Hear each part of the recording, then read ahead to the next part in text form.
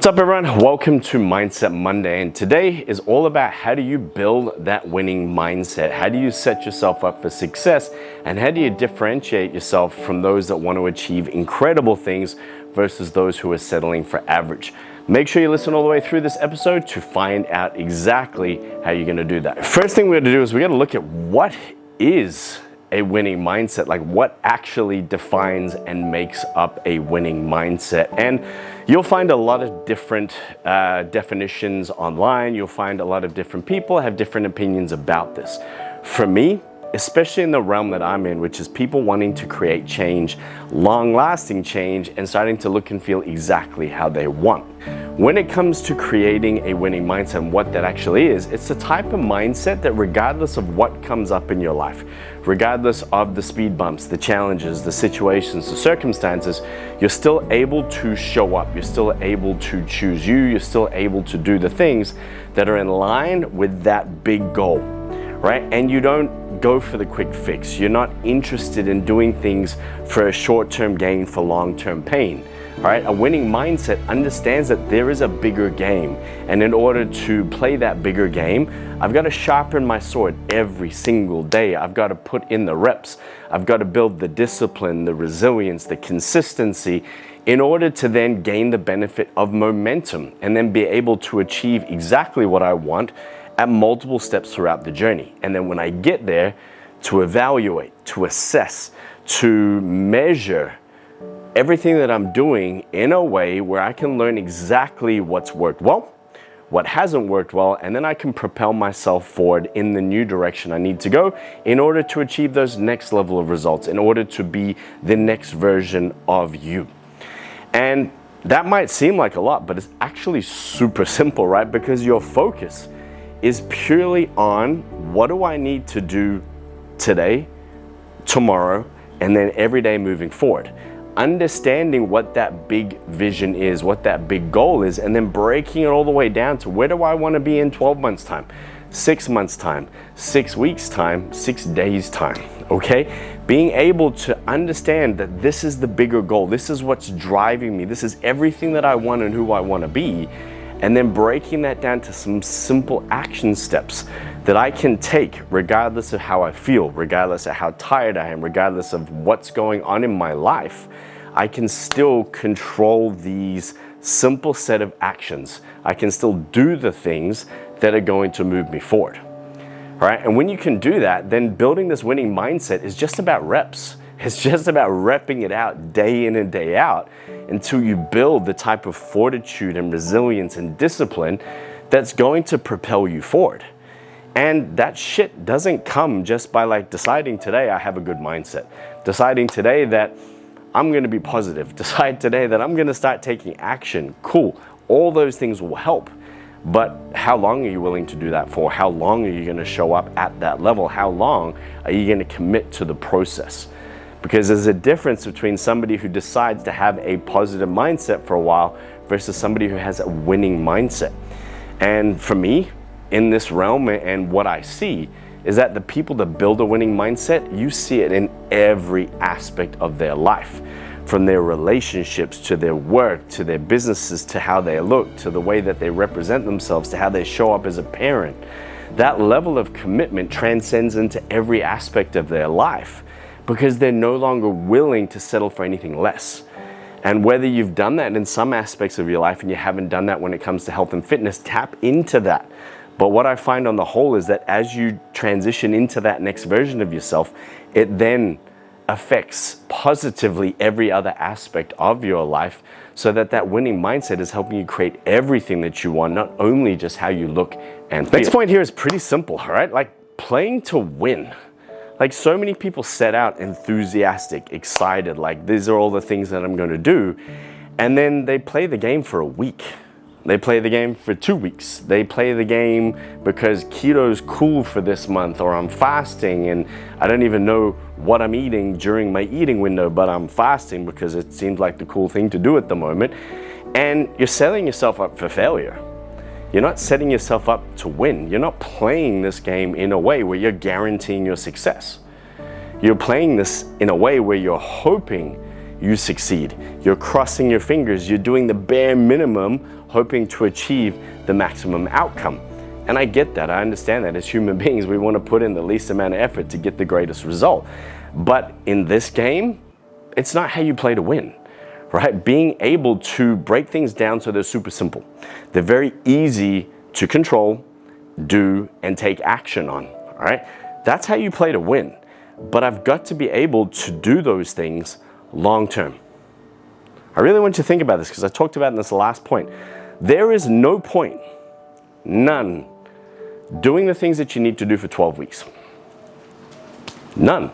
If it means you're going to go backwards, if it means that old habits are going to come back in, old cycles, old negative patterns and emotions and feelings that are going to self-sabotage you and drag you back to putting the weight back on, being unhappy, not doing the things that you want to do, not committing to yourself, not committing to your routine, there is no point in the fucking world to do something for 12 weeks if that's your plan or if that's what's going to happen because that's how you're setting yourself up. And it might not be your intention, but understand that, am I playing to win? Am I doing a 12-week challenge because I know I got to get my ass back into gear and all these other people are doing it and I've got help and support? Cool, good starting point, but what's going to happen at the end of the 12 weeks? What are you doing to making sure that you're going to play this game to win?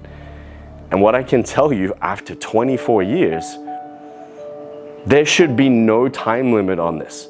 You should be playing this game to win forever, and that's how you win. You set yourself up in a way where you can do these things forever. Are there different seasons? Yes, all right? Are there different circumstances and situations? Yes.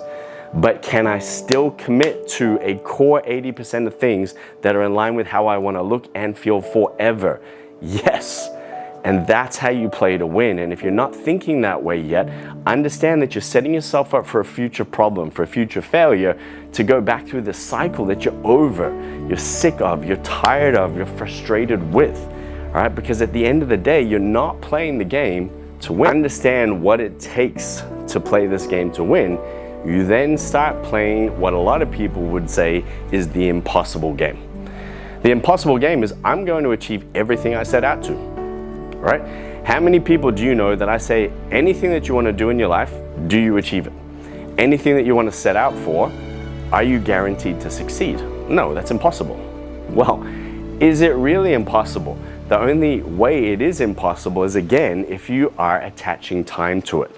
And I use this analogy all the time, like how long would you do what you're doing at work in your own business to be able to earn $1 million a month profit? Like how long? Would you work for 10 months? Would you work for 10 weeks? Would you work for 10 years? Would you work for 20 years? Like how long would you work in order to be able to do that? Well, that's impossible. I can't earn $1 million a month. Well, I'm afraid to tell you that there's thousands and thousands of people in this world that earn 8 figures, right? Which is more than $1 million a month.